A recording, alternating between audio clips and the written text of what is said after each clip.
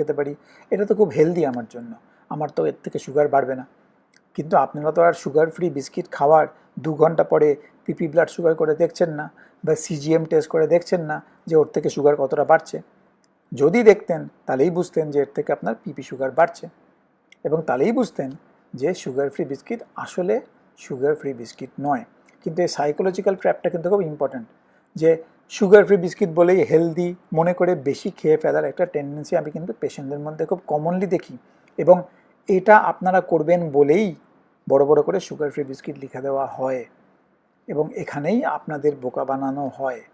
তাই সজাগ হন, সুগার ফ্রি বিস্কিট আর বিস্কিটের মধ্যে বিরাট যে ডিফারেন্স নেই সেটা বুঝুন, এবং দুটোই যে খারাপ সেটাও বোঝার চেষ্টা করুন।